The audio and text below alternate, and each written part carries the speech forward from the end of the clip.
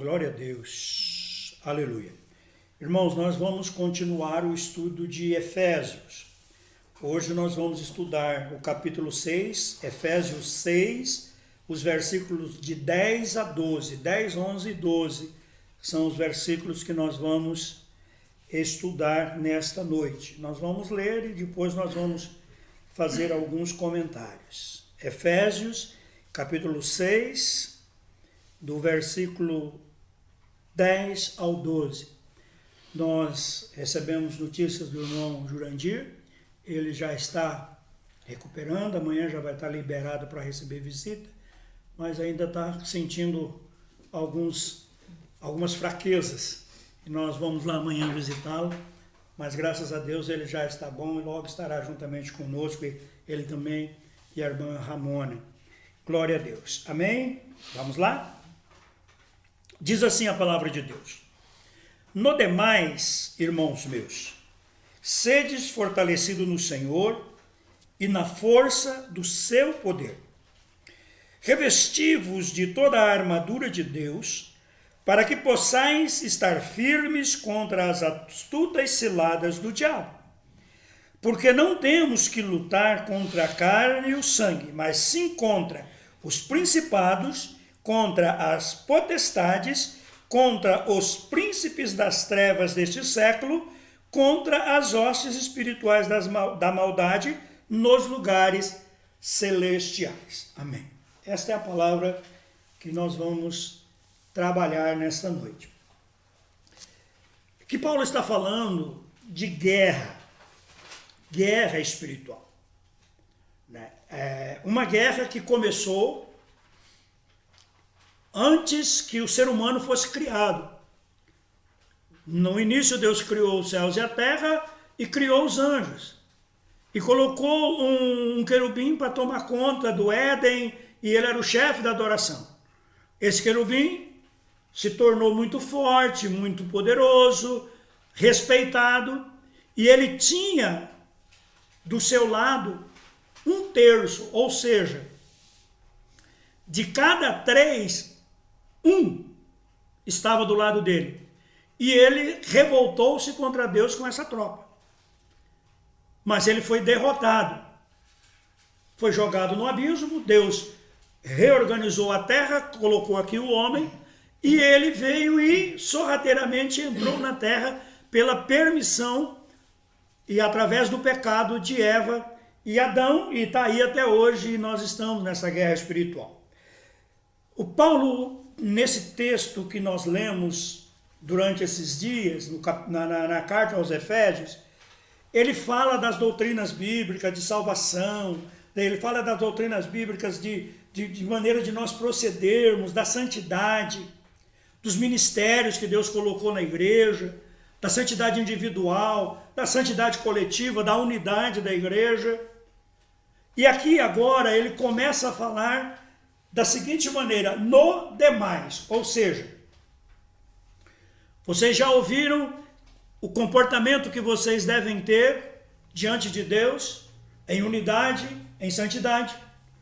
Vocês já ouviram que existe, da parte de Deus, dons ministeriais que são distribuídos para que a igreja possa se edificar, crescer, se fortalecer.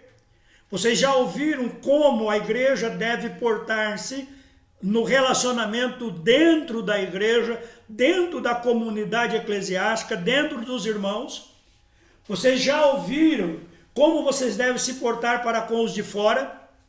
Vocês já ouviram como vocês devem se portar em relação ao seu cônjuge, o marido em relação à esposa, a esposa em relação ao marido.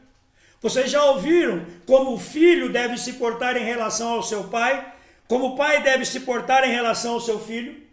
Vocês já ouviram como o empregado deve se portar em relação ao patrão e como o patrão deve se portar em relação ao seu empregado. Mas isso não é tudo. Existem outras coisas, principalmente coisas que não são da região material, coisas que não são da região física, mas são das regiões espirituais. E aí ele nos diz, existe uma guerra travada, e essa guerra está sendo firme a cada dia. E vocês devem procurar se fortalecer, se capacitar no Senhor, para vocês vencer. Porque vai ter um dia mau. Então ele começa a falar de guerra. Eu vou deixar o texto de lado por um tempo e vamos conversar sobre guerra e vamos falar um pouquinho de guerra espiritual. O que é uma guerra? Segundo o dicionário, guerra é o conflito armado entre grupos ou estados que envolve morte, destruição, lutas, etc, etc. Conjunto de operações militares entre nações ou grupos de campanha. Uma guerra, ela é composta de uma ou várias batalhas. Presta atenção. Cada enfrentamento é uma batalha. Quando dois grupos se debatem um contra o outro, é uma batalha. E quem vencer a maior parte das batalhas é o vencedor, porque ele vai destruindo até o final. Ou ele destrói numa única guerra. Suponhamos que é uma guerra contra dois estados pequenos ou dois grupos pequenos, os grupos se batem frente a frente e um sai vencedor. Isso é guerra convencional, que é o enfrentamento direto entre dois grupos. E existe uma guerra que é irregular ou é a guerrilha. Normalmente, um grupo que não tem poderio, não tem força para enfrentar um grupo maior, ele usa da guerrilha. Por que é a guerrilha? A guerrilha ele treina um grupo de pessoas e de surpresa, sem aviso, esse grupo ataca numa região ou num local que ele acha que é mais vulnerável. Ou em alguma coisa que ele acha que ele pode causar mais prejuízo. Então ele vai, ataca, foge. Tem alguns, nós temos aí exemplo de guerrilheiros muçulmanos ou de outros tipos de guerrilheiros, que eles às vezes fazem ataque suicida. Vai um grupo e se mata, mas junto com a morte daquele ele destrói um grupo. Isso é uma guerrilha. Isso é uma guerrilha. Então não é um enfrentamento direto entre duas forças, mas é pequenos grupos atacando, né, para poder vencer o inimigo. A primeira coisa que numa guerra tem que acontecer é uma tomada de decisão. Qual tipo de guerra vou usar? Jesus fala assim: qual rei que estando em guerra contra outro rei não vai assentar e calcular se com 100 pessoas ele consegue vencer um exército de 200.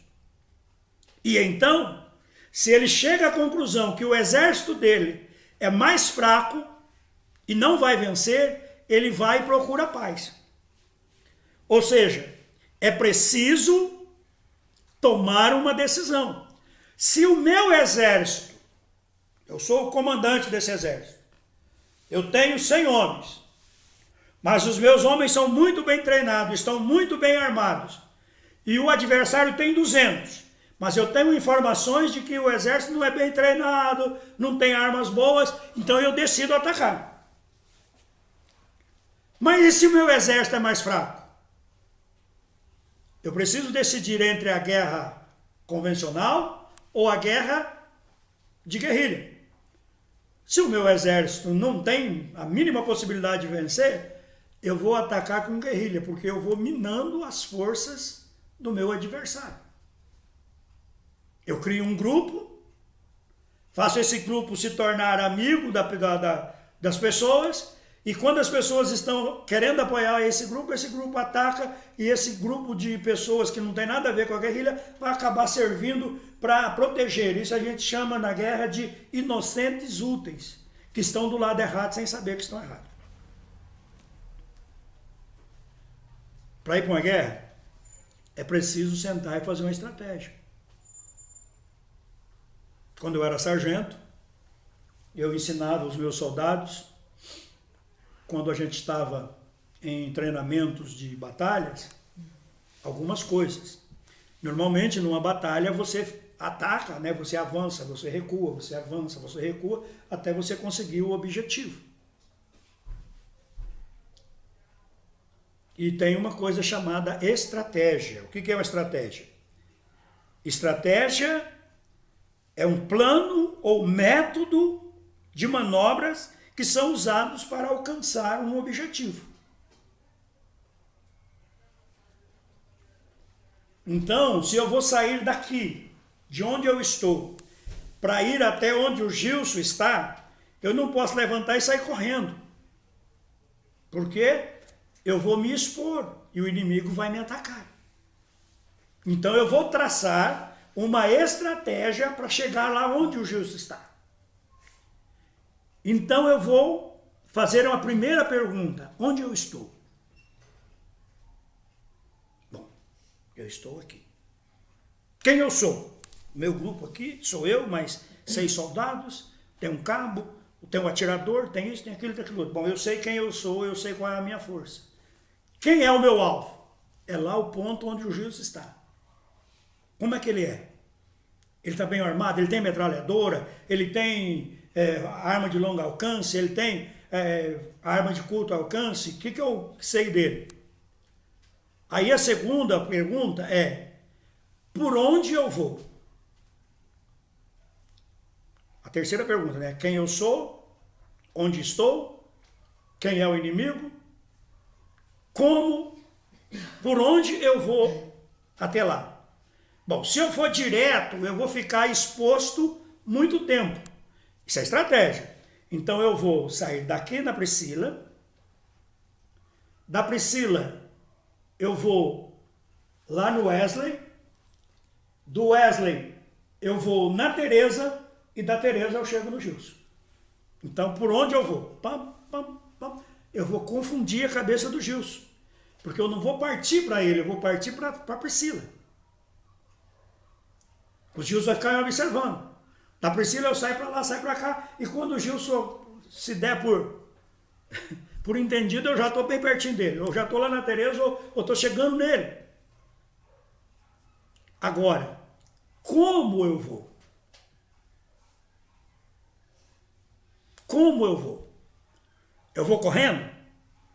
Eu vou rastejando? Eu vou andando de 4? Eu vou disfarçado? Eu vou colocar alguma coisa para me disfarçar? Então, qual é a maneira que eu vou me portar nesses deslocamentos? E a última pergunta é: quando eu vou? Quem eu sou? Onde estou? Quem é meu inimigo? Por onde eu vou chegar nele? Como eu vou chegar nele? E que horas eu vou sair? É disso que Paulo está falando aqui. No demais, treine, se fortaleça, revista-se da armadura, por quê? Porque o inimigo tem astutas ciladas, armadilhas, estratégias. Ele tem estratégia. Talvez seja por isso que a gente perde muitas para ele, né? Quando a gente vê, já foi. Porque a gente não está prestando atenção. Queridos, quem está envolvido na guerra espiritual? Quem está envolvido na guerra espiritual é o reino de Deus, o reino de Cristo e o reino de Satanás. A primeira coisa que nós precisamos saber é que numa guerra convencional que houve lá no passado, Satanás foi derrotado por Deus. Então, ele já é um derrotado, ele sabe que ele não pode bater de frente, porque ele não tem força suficiente para atacar aquele que é inimigo dele, Deus. Então, o que ele faz? Ele faz guerrilha. E quais são as maneiras dele fazer essa guerrilha? Procurando alvos mais fáceis, alvos menos cuidados, alvos que estejam mais disponíveis para ele. ou situações em que ele possa inesperadamente fazer alguma coisa. Quando eu estava no exército, a gente fazia treinamento de guerrilha. Naquele tempo ainda era no governo militar, né? Então a gente treinava. Aí tinha a figuração inimiga, e eu normalmente era inimigo. Tinha a figuração inimiga e os soldados. Então eu, por exemplo, eu tinha um grupo de soldados que nós botávamos roupa paisano e nós éramos os guerrilheiros. Aí nós tínhamos um objetivo. Nós sondávamos a situação e qual era, às vezes, o nosso principal objetivo? Atingir o máximo de pessoas com menos esforço. Qual é a maneira de você causar mais danos a uma cidade sem que você tenha que enfrentar a cidade inteira? É você envenenar a caixa d'água.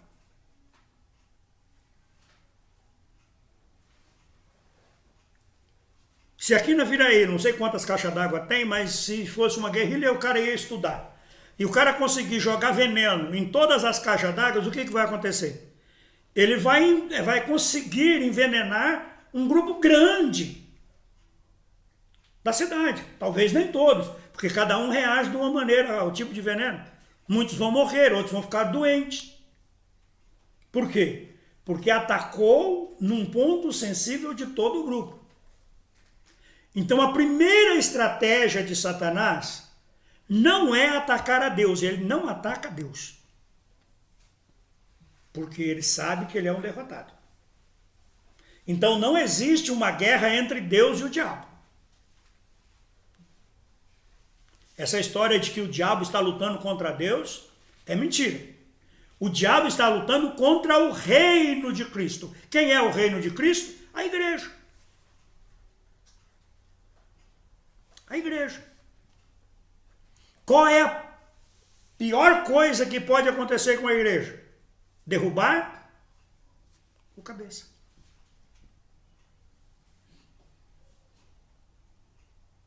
Destruir o pastor. Fazer com que o pastor peque, fazer com que o pastor seja ferido, colocar mágoa entre o pastor e a igreja, aí o pastor amargurado começa a falar coisas que ofendem a igreja. Essa é uma estratégia do inimigo. Depois, ele vai atacar dentro da igreja grupos. Ele vai se envolver lá no ministério feminino. Ele vai colocar um veneninho lá entre os homens, no meio da mocidade.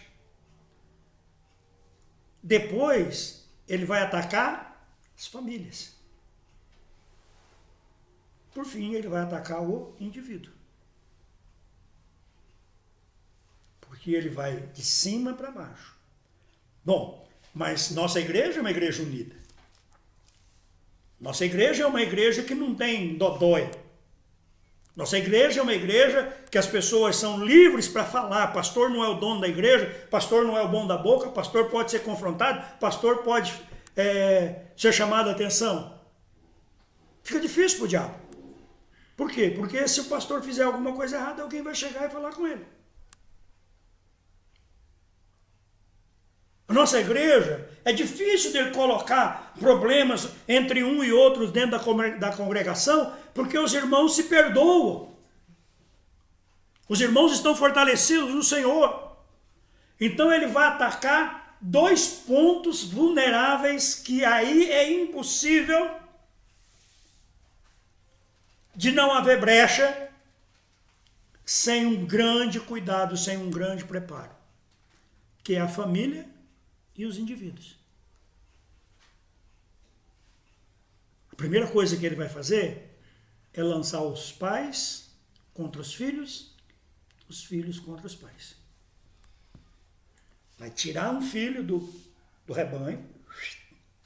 Você ensinou seus filhos no caminho de Deus, você ensinou a palavra de Deus para os seus filhos, você educou os seus filhos de maneira correta, e seus filhos chegam na adolescência, o mundo está atacando, e o diabo usando uma coisa, usando outra, usando televisão, usando professor na escola, e de repente o seu filho começa, ou a sua filha começa a ter atitudes que te desagradam. E a primeira coisa que a gente faz quando o filho desagrada e é errada é deixar para lá, porque deve ser o momento, ele deve estar com algum problema. Não há confronto. Aí o que acontece? O pai e a mãe só confrontam o filho quando estão nervosos, quando estão bravos. Quando a coisa... você fala assim, tô por aqui, hein? Aqui, tô no gogó com você. Tô aqui, agora deu. Já perdemos 3 vezes para falar. Porque quando cobriu o pé, já era a hora de falar. Chama e fala, vem cá meu filho, o que está acontecendo? O que está vendo? Por que caminhos você está andando? Por que você está agindo fora daquilo que você foi ensinado em casa? Quem é mais importante para você? As coisas que você aprende lá fora ou aqui em casa?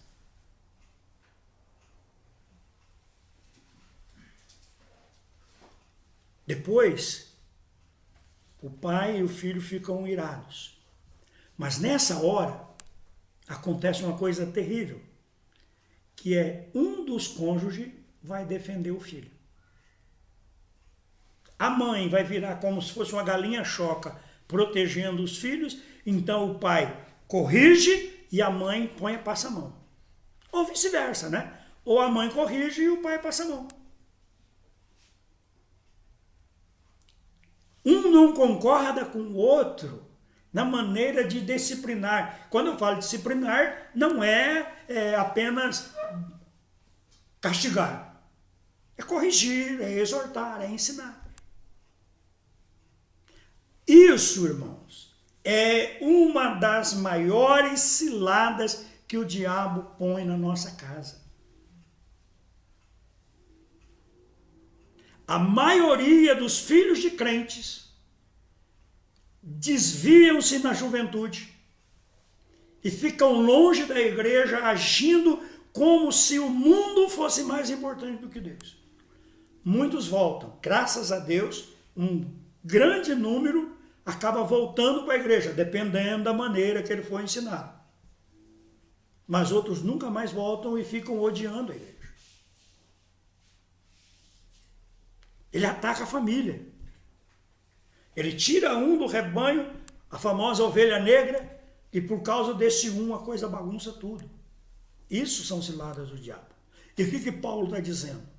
Paulo está dizendo que só existe uma maneira de nós estarmos preparados para esse combate, que é estarmos cientes de que nós estamos em guerra. Presta atenção. Suponhamos que nós aqui na Viraí, a cidade de Naviraí, um dia cai uma bomba num prédio lá. Pá, caiu a bomba. Nossa, o que aconteceu? O prédio explodiu. Passou. Passa algum tempo, há um grupo de pessoas que morreram porque foram metralhadas.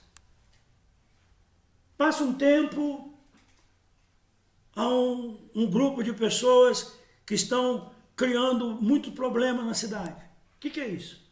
É uma invasão. Mas nós não estamos alertados que estamos em guerra, porque o Brasil não tem guerra. Nós não temos nenhum exército para nos defender. Nós não temos policiais. Não é assim que nós estamos perdendo a guerra para o tráfico? Para o crime? Não! Tadinho! Não é nada não. Da mesma coisa é a vida espiritual, irmão. Se você não estiver acordado de que você está numa guerra, você é um objeto fácil, ou aliás, desculpa, um elemento fácil de ser derrotado. Porque o inimigo vai te atacar e você nem sabe o que está acontecendo. É uma magoazinha daqui, é uma dorzinha dali. E quando você vê, você está destruído. O casamento está destruído, o lar está destruído, a igreja está destruída. Por quê? Porque as coisas vão entrando e pronto. Paulo está dizendo que nós precisamos estar atentos. No demais, sejam fortalecidos para que possais enfrentar as astutas ciladas do diabo. Ou seja, não são apenas ciladas. A gente, quando era menino, a gente caçava com arapuca. A gente faz aquela arapuca de madeira, né? Aquela caixinha de madeira. Aí pega uma forquilha, um cipó, não sei o que, arma lá um gatilho, joga um milhozinho dentro, o passarinho, o bichinho vem, todo vai, é comida, vai lá e pisa no gatilho, desarma, aí a arapuca cai em cima. Mas muitas vezes, vem uns passarinhos atribulados, que eles comem tudo que a gente põe lá e não cai na armadilha. Por que ele não cai na armadilha? Porque ele é desconfiado com tudo. Eu vou esse gaio aqui, não vou pisar não. Não vou pisar aqui. Nós precisamos entender que não é uma armadilha visível que o inimigo vai fazer. Irmão, não vai aparecer um demônio, um diabo com chifres, rabo né, com uma pontinha de coração, um tridente, e vai chegar e eu vou te matar. Não vai ser assim, não. Não vai ser assim, não. Se for assim, você já se borra todo e, ai, Jesus, tenha misericórdia, Senhor. E aí você vai orar.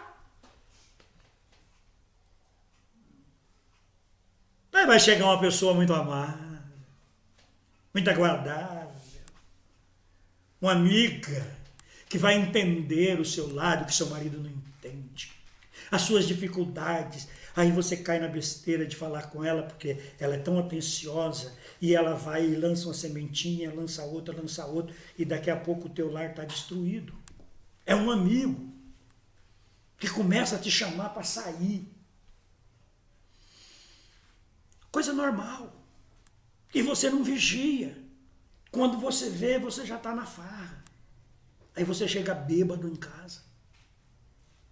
Daqui a pouco você chega cheirando perfume, mas você não agarrou mulher nenhuma não, mas o ambiente está tão carregado que você leva o cheiro do ambiente para casa.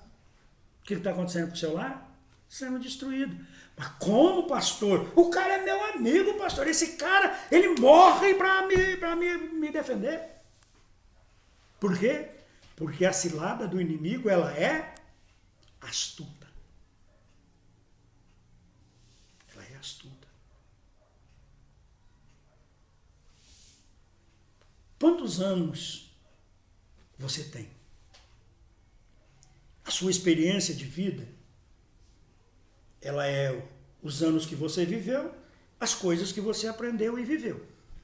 Então, você pode ter mais maturidade do que idade, ou menos maturidade do que idade. Certo? Nós estamos aqui, eu acho que eu e a irmã de Omar somos os anciãos da casa. Nós somos do mesmo ano, então nós estamos na base dos 62. Vocês tudo têm menos do que 62. Quantos anos você vai chegar a ter? Provavelmente 80, 90, 100, 130 anos. Glória a Deus. 130 anos de vida. Oh, mas como ele é experiente. Quantos anos o diabo tem? Quantos anos os demônios têm? Eles foram criados na primeira leva de criaturas. Eles são mais velhos do que Adão. Segundo a moda do Raul Seixas, ele tem 10 mil anos. Tá? Eu nasci há 10.000 anos atrás. Quem é que tem mais experiência na guerra? Você ou Satanás? Você ou os demônios? Você, por si, já está perdido. Por quê? Porque ele é um espírito. Você não consegue vê-lo. Você luta contra uma coisa invisível, que pode aparecer de qualquer maneira. E esse inimigo invisível, ele usa de estratégia e usa de materiais que você pode menos imaginar. Quem pode ser o instrumento na sua casa é o gatinho mansinho, bonitinho que você tem. Você já percebeu que de vez em quando o animal que a gente ama começa a aprontar na casa da gente? Parece que está endemoniado? Não, não parece não, ele está. Satanás querendo tirar você do sério. Ele pode usar o seu amigo, seu pai, a sua mãe, seu filho, seu irmão. Quem der lugar para ele, ele vai usar. Então, a experiência de Satanás é muito maior do que a experiência de qualquer ser humano. Então, num embate entre o reino das trevas e os seres humanos, o reino dos homens vai ser subjugado. Mas nós não somos do reino dos homens, nós somos do reino de Deus. Por isso nós precisamos andar como filhos de Deus. É por isso que Paulo só fala da guerra espiritual depois dele mostrar o que é um ser humano nascido de novo e vivido em Cristo Jesus. Nós só podemos lutar a guerra espiritual se nós soubermos quem nós somos e vivermos aquilo que somos como filhos de Deus. Aí então nós estamos aptos a bater de frente contra Satanás e vencê-lo, porque ele já está derrotado em nome de Jesus. Você não vai vencer o diabo porque você tem artimanhas. Você vai vencer o diabo porque você se fortaleceu no Senhor e na força do seu poder. Você vai vencer o diabo porque você se revestiu de toda a armadura de Deus. Você botou uma armadura. A armadura de Deus, a proteção de Deus, a obra de Cristo cobre você. Aleluia, o sangue de Jesus nos purifica, o sangue de Jesus nos cobre, o sangue de Jesus impede que o inimigo possa nos destruir. Então nós precisamos, e Paulo diz isso, revesti-vos de toda a armadura de Deus para que possais estar firme contra todas as ciladas do diabo. E depois de terem vencidos, permanecer firmes. Aleluia. Permanecer firmes. Paulo, no versículo 12, ele nos fala da organização do exército de Satanás. Ele diz assim: não é contra a carne e o sangue que nós lutamos, ou seja, nós não lutamos contra os seres humanos. Então, quando o meu filho age de uma maneira que eu percebo que ele está sendo um instrumento de Satanás, eu não vou agir contra ele, eu vou lutar contra Satanás. Pedro disse assim, Jesus perguntou, e vocês, meus discípulos, quem vocês dizem que eu sou? Pedro adiantou-se e falou, tu és o Cristo, Filho de Deus. Jesus elogiou Pedro, falou, bendito és tu, porque você não falou da carne, foi o Espírito de Deus que te revelou, tal. E aí Jesus começa a explicar o que vai acontecer, começa a dizer que ele vai morrer e que ele vai ser vitorioso, tal. Aí Pedro chama Jesus de um lado e diz para Jesus, isso não vai acontecer não, nós não vamos deixar não, nós vamos encarar o mal aí contra você. Pode ficar tranquilo que não. O que Jesus disse para ele? Jesus disse para ele, Pedro, você é terrível? Não. Jesus disse, para trás de mim, Pedro? Não. Para trás de mim, quem está agindo em você? Para trás de mim, Satanás. Porque você não cogita nas coisas de Deus. Então, quando alguém está me ferindo, quando alguém está sendo instrumento do inimigo contra mim, não é contra essa pessoa que eu tenho que me embravecer, não é contra essa pessoa que eu tenho que me irar, não é não perdoar essa pessoa, não é magoar-me com essa pessoa, é lutar contra o espírito das trevas que está agindo na vida daquela pessoa e vencê-lo em nome de Jesus. Aí Paulo vai dizer assim: existe uma hierarquia. Existe principados, potestade, príncipe das trevas, hostes espirituais.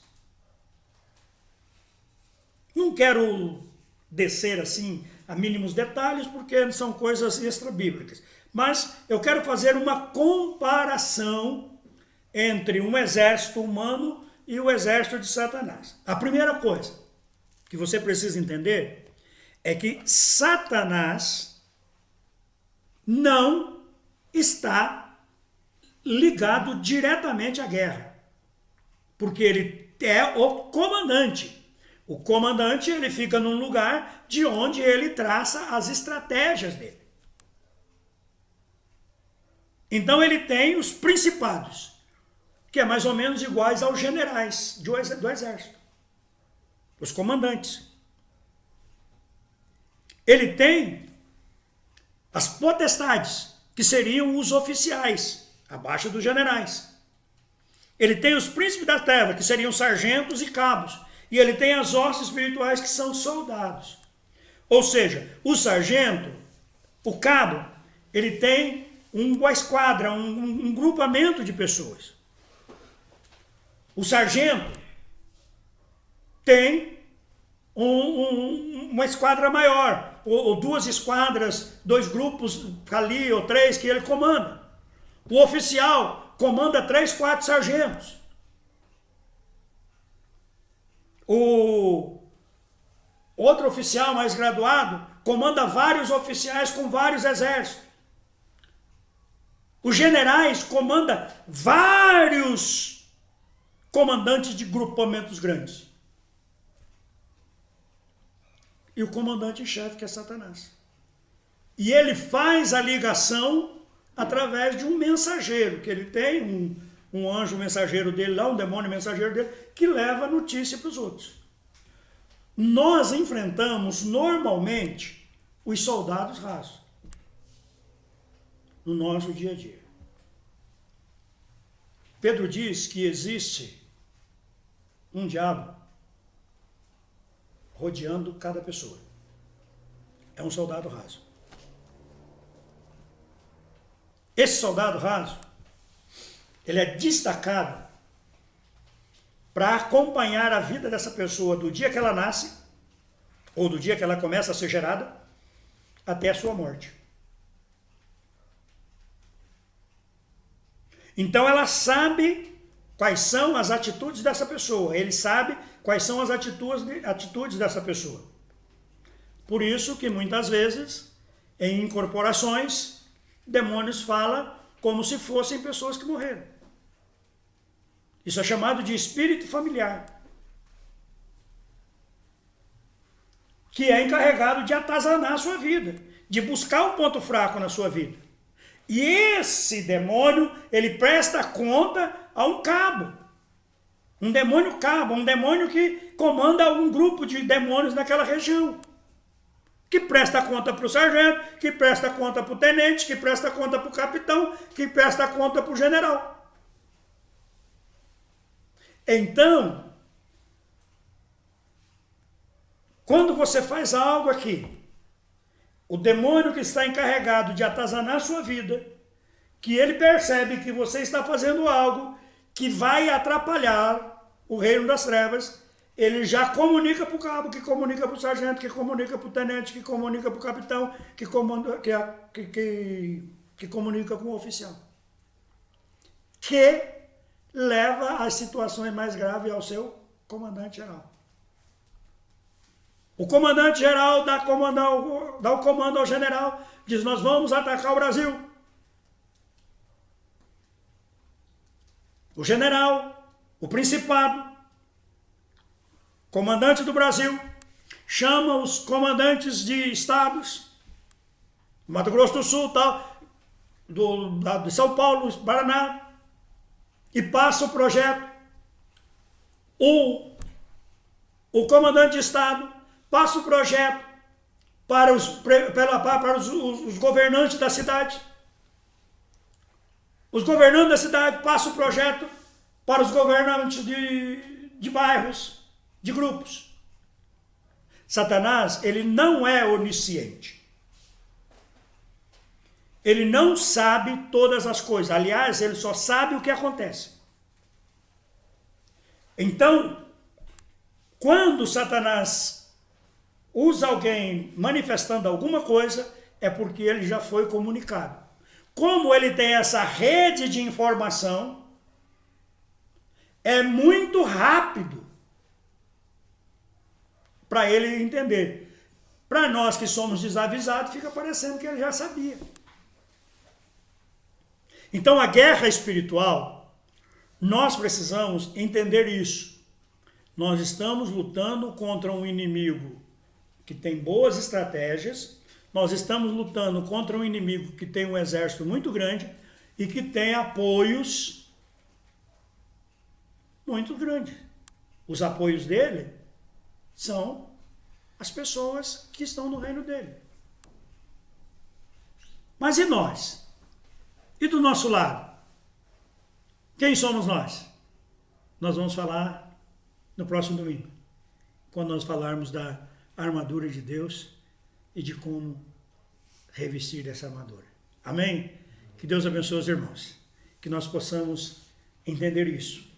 Há uma guerra, não há uma guerra direta de Deus contra o diabo, porque na guerra convencional de Deus contra o diabo já foi derrotado, e então agora ele faz guerrilha, ou seja, ele ataca localmente, individualmente, alguns locais, para gerar um dano maior ao reino de Deus. Existe uma guerra entre o reino de Cristo e o reino de Satanás, e o reino das trevas, não entre Deus e o diabo.